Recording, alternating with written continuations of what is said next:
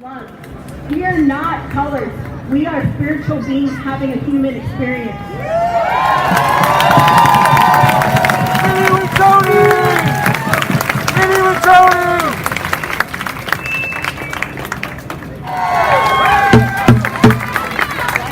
Back in November, I had the honor and the privilege to speak next to indigenous community leaders here in Portland on the waterfront who had just come back from Standing Rock. And, you know, I don't say no dapple just because I think that. You know, as a Palestinian, I see the connections. Israel is building illegal settlements on water aquifers. The U.S. government is building pipelines on indigenous land. Donald Trump had investments in the same company that is building the apartheid wall in Israel. Donald Trump, his son-in-law, Jared Kushner, has money in settlements. Fuck Jared Kushner. That's the person. So I just want to say that all struggles are interconnected, and an injury to one is an injury to all. Thank you. To want to do what they did today. They were the first who were there when we stood here, and we shared love and prayer and ceremony. In my culture, that's called being an Akichita. So thank you, Antifa.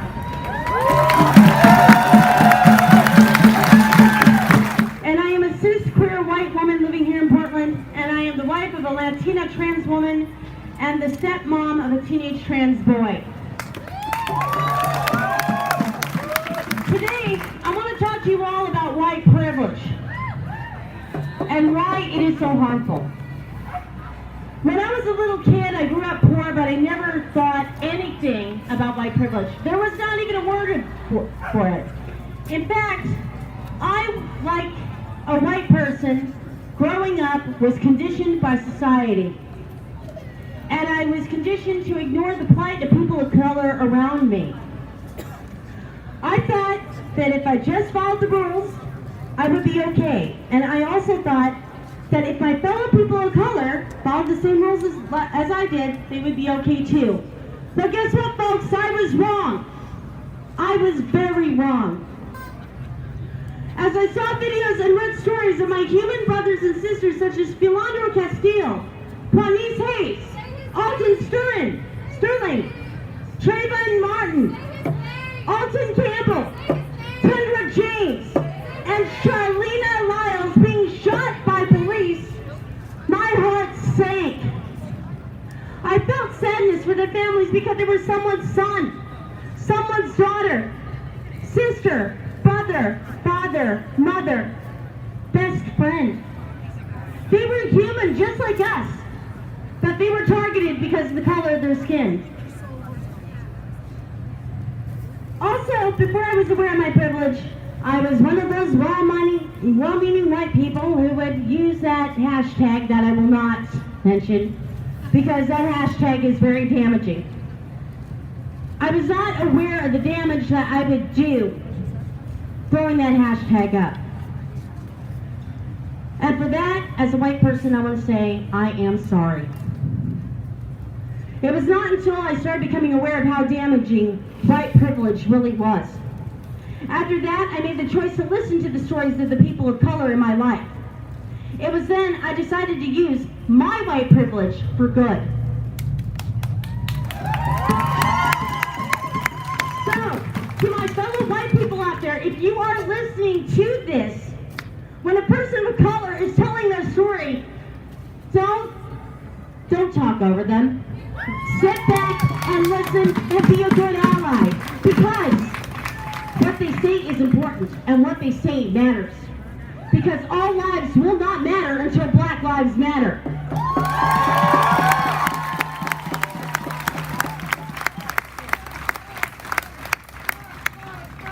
Yes, Black Lives Matter. Also, fellow white people, when you hear hateful language coming from a coworker in your workplace, don't be afraid to call it out. If you hear hate speech on public transit against GLBTQ, Muslim, women, and people of color, call it out. If you go to a place of worship love, and acceptance of all, you need to find a new place of worship.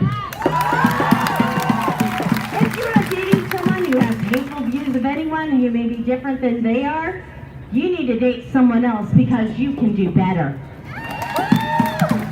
If you are hanging around a group of people who don't see bigotry and sexism as a problem, you need to find a new group to hang out with because you don't need that type of negativity in your life. And here is a hard one, folks. When it comes to family who don't think that intolerance of different ethnic groups is a problem, you can try to educate them. But, unfortunately, there may be a time where you may have to cut them off. I know I've had to cut a lot of family members off. And if that doesn't work and they still don't want to listen, I don't care if they share the same DNA as you. Cut them out of your life too. Because you don't need that person in your life. And last but not least, we need to stand by our immigrants because they are the backbone of not just our cities. They are the backbone of our communities. So support DACA. Don't support DACA or the well, you know what I mean. Support our immigrants and say, to hell with 45. These white people are examples of how you can use your white privilege for good. To my GLBTQ Muslim brothers and sisters of color, I stand with you today not as a white person, but as a fellow human being. And as you know, 2018 is right around the corner, guys. And I know that some of you are going to say, my vote doesn't count, why should it matter? Well, I got news for you. It matters. And this is our chance to vote the people out who are purposely dividing us. Thank you. Okay, we have a third person here, but I just want to put it out there to thank the committee who put this together, because I literally stepped into this committee on Wednesday. I heard a lot of negativity about this rally, about this committee, about how it was very white, privilegedly led. And so I don't know how that got conveyed, but there was a person like Dara who made space, and several people I've seen in the room whose names I didn't know who was a part of this planning from the beginning. And I chose to step up and take space for people of color, for indigenous folks, for LGBTQ folks, because I'm Two-Spirit. The last time I stood here, we were fighting for marriage equality. And now it is nationally banned. The ban has been lifted. We can love who we love, we can be who we can, and I want to thank each and every one of you, including our white allies, for being here. I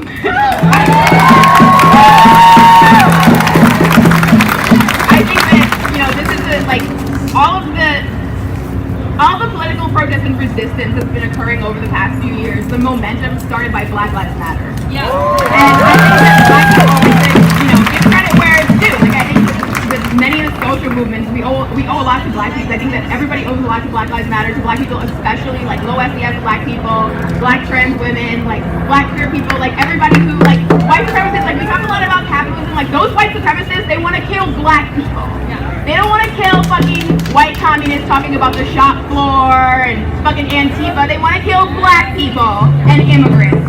And I think it's really important that we center that here. There's a lot of fucking white Antifa people here with bandanas and fucking gas masks and shit. You're not risking what we're risking. Yeah!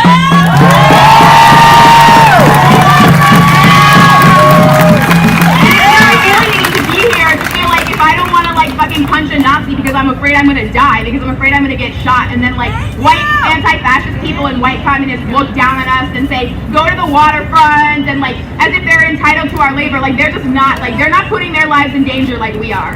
And I just want to say, to all the people of color here, to everybody who's marginalized, who probably feels isolated and not necessarily centered at this protest I see you, and I just am in solidarity. We have seen so many changes in this country. We have seen the rights of trans people trampled on, immigrants, refugee communities. We've seen Native people fighting for visibility and respect and dignity. And poor people, we're just wondering not if they're going to get screwed over, but how badly they're going to get screwed over. It's been some challenging times, am I right? So I'm wondering, how are you doing? Because that's what matters right now, is that we are doing well through all of this. And so despite all of this nastiness, this dark orange, I like to call it, despite all of this happening, we're coming together as we need to do. And I want y'all to remember that. Despite all of this that we're going through, we are here coming together. Because that is what our resistance looks like, right? It looks like this beautiful audience here.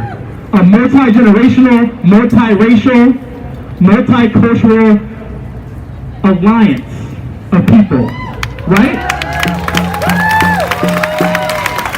Look at the kind of groups we have out here. We have communists, socialists, Unitarians, hey Unitarians. We have indigenous activists. But we have preachers out here. Black Lives Matter. Who else do we have out here? Social workers. Gabriella Portland. Portland United Against Hate. Two Spirits. What else do we have out here? Something Freedom. Patriot Pair? Okay. No, we got a Patriot Pair here. Who? Filipinos! Human rights in the Philippines! So, what? Human beings!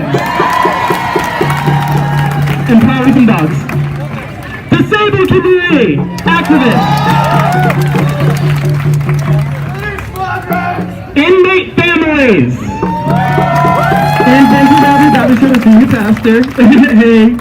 So if you are an organizer, with any organization, if you organize in any community in any way, I want you to raise your hand. So for folks who do not have their hand raised, this is a call to action. Because we're not here just to rally. I thank you for being here, but we're here to create change in this community. So keep your hands up if you're an organizer.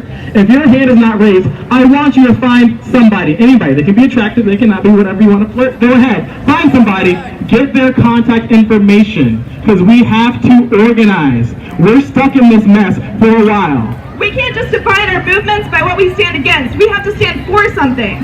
Regular people like you and like me are willing to fight, and that's why we're all out here today.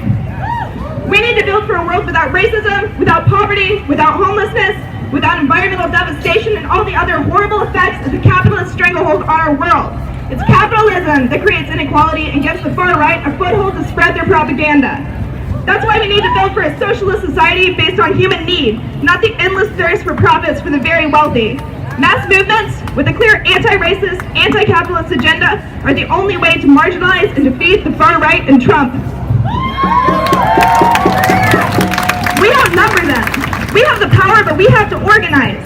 We need the leadership of major unions and organizations to mobilize their membership in mass civil disobedience.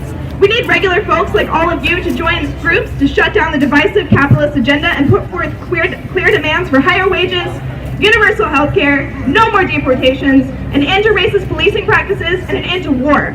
Let's join together and stand in solidarity against the far right, Trump, and the billionaire class that creates an opening for right-wing extremism to thrive.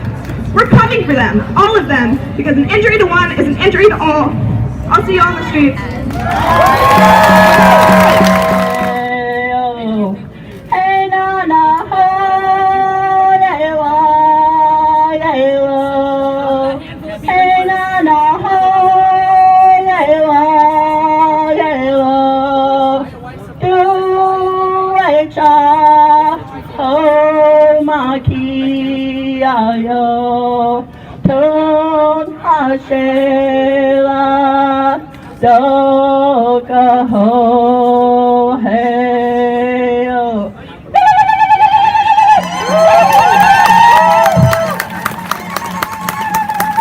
Thank you, Candy. Thank you, everybody, for building community with us today.